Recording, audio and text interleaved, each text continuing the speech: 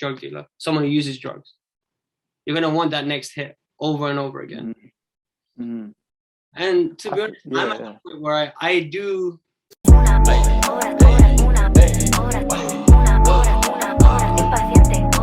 echo the thoughts that I see, because I put myself in front of things that I know would be good for me, right? So I need good messaging around me. But sometimes I look at that shit and I'm like, fuck discipline, man. Mm-hmm. Do you ever get to that point? Even though you know that it's detrimental to you, blah, blah, blah. In little amounts, yeah, in little amounts. There's times where I'd say for me it's not where I say, I can't lie, I never say fuck discipline. It's more of, I'm disciplined for a long while.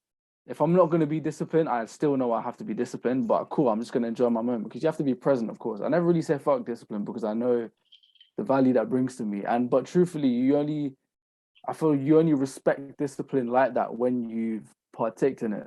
When you partake in it, you see the benefits you get from being disciplined in your mind and in your work and in your efficiency. Then you start to respect it a little bit more, and you start to build that respect for yourself as well. So when you aren't disciplined, you start feeling bad. And that's what a lot of people this generation don't have. They don't feel bad when they do other stuff, well, they feel bad and they'll keep it in themselves, and they won't feel guilty enough to make an action happen. Exactly, yeah. And that's why I try to have the balance with, if I'm indulging in something, whether it is taking a break or whatever, it's like a 80-20. Like most of my time is towards being disciplined and where I want to be, because I know that's ultimately what's going to make me happy. And that's what's going to make me happy. It's what does make me happy, and it's what I'm pushing for. And it's definitely not easy, but 20% of the time you need the balance in life. So definitely, like, I would never say I ever say it like, fuck discipline. It's more of, I might not be disciplined for a few minutes. You've definitely had that thought though, right? Definitely what? Had that thought of like, you know what, today I'm just gonna be a free bird. I'm gonna say we'll get to the point, because you did say you have certain blockages in society that stop you from thinking a certain way. Remember you said that? Yeah. I think that stems from phrases and quotes like YOLO. You only live once. And it was portrayed over and over again, because it gets to that cycle of, I need to indulge, because everyone else is indulging. But you can look at YOLO in the opposite way as well. You could either look at YOLO and say, I need to indulge, or I only have one life. I need to make it. I need to get my shit intact. And of course, when Drake was saying it in the song, he's probably like, I'm fucking about, but for him, it probably means something more deeper. But it's how you look at it, man. And that's the thing. I feel like there's only so much that we can do to blame society for the situation that we're in, right? We know that ultimately we're responsible for this shit, right? If we're out here spending 3-4 hours on YouTube, this is, you're gonna hate this, whoever's listening to this, right? If you spend 3-4 hours on YouTube, blah blah blah, because I do it as well, right? Like I'm doing podcasts now, so guess what I have to do anyways? I have to listen to podcasts. So it's like a thing that is technically bad, but I can play it off as something that's productive, right? But if I'm not reading my books and I'm not fueling my brain so that I can have these conversations and I can make connections to certain things, then what am I doing it for? Yeah, and I think the biggest thing is, man, you can't blame yourself too much, because what you said is right. We can't blame ourselves for the situations we've been put in, but we can blame ourselves from how we get out of it and handle them. Because you can't blame yourself, where you're born, the way you're raised. Like when you're a kid, you can't control these things. You don't have the mental maturity.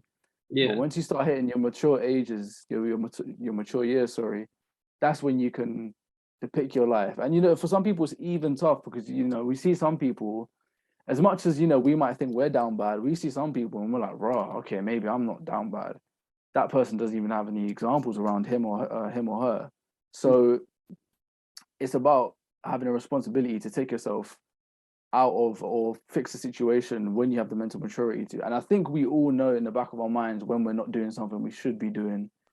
That's when you have the mental maturity. A kid may not understand that. A kid will go about doing this thing getting, you know, involved in the wrong things without understanding that that's the wrong thing. But you get to a certain age and a certain time in life where you know, okay, I shouldn't be doing this, and that's where your mental maturity hits in.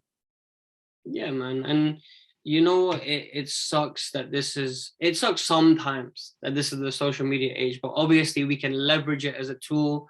We can make that like our business platform, and then we can go in and out of it. And that's why I just try and say to people, listen, if you're using it to promote a business, or if you want to build a personal brand because you want to start something later on, go for it, but go in and out, you know, post something, leave the app, post something, leave the app, you know what I mean? And another thing about like beating yourself up for not doing the right things, even if you do that too much, you could be led to the whole depression shit.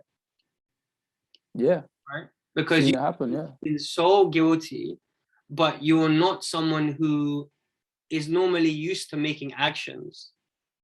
Yeah. So you wallow in that guilt. Yeah, and it's tough because you're not used to yourself being progressive. So to harm yourself, or, you know, to blame yourself for not being progressive, it's almost like, well, you're not progressive in the first place. So how do we move with this? And I think the answer to that is spending some time to understand and know yourself and truly see your potential. I think when you're in a low stage like that, you can't be so demanding, but you should focus on progression. That's the main thing. Look at the little things you can do better. Look at the tiny things you can do better, and let that push you. Yeah, man. That's why people like Jordan Peterson is so powerful, in it, because he just says clean your room. And it's like, yeah, are you treating me like a kid, mate? Like, I don't want to listen to this guy. Some people will say that about Jordan Peterson because of that one fact. But other people will be like, okay, let's hear what else he has to say, because that sounds really piss easy. Sounds so basic, yeah. And people would look at that and be like, you know, what the hell is he talking about? But it stemmed from, you know, starting being organized, being disciplined, and seeing where that takes you, for sure. Yeah, man. I wanted to talk about some rejections that you've got in the music industry. So rejections. And I know have you just kind of started your journey? Or have you been doing this? I know you've been rapping, but I don't know how much you've been publicizing your shit. Yeah, I think so. I started releasing music in 2018. That's when I released my first single. I was making music as a kid from like 12 to, you know, onwards. I was learning beats and just messing about, you know. It just stemmed from interest. It wasn't, you know, I wasn't 12-year-old saying to myself, I want to be a music producer, I want to be a rapper. It's just, you know, you indulge in it. It's like a kid when you play games, you just indulge in it and you see where it takes you. But I've been releasing music since 2018. I haven't really had rejections. I've had, you know, like calling people. Like, I remember when I was like 17, I got a contact of this one guy. I won't say his name, in like the industry, and I sent him some long email. I was emotional, so emotional, because the thing is, when I released the song, I was like, this is the best shit ever, bro. You done, bro? Who the fuck is Drake? I was just like, you know. So I sent him this email, some mad email. I'm like, yo, look, I'm next up, this and that, this and that. Yeah. And then he calls me, and then he was like, he literally called me the same night at like 1 a.m. and he sounds like serious and stuff, and he was like, okay, I want you to come to the studio tomorrow, I've got like some projects. But then I was like, no, it's almost, you know, sometimes in life, you know, you got to be careful what you wish for, because sometimes you don't want it. It's not that you don't want it, but you aren't ready for it. Yeah. It wasn't I think people can say that about relationships and shit. So yeah, no, true. Yeah, you want it, but it's not you don't have the mental capacity to deal with it. You know, yeah, exactly. There's a lot of guys out there who go for beautiful girls and can't take all of the stuff that comes with it.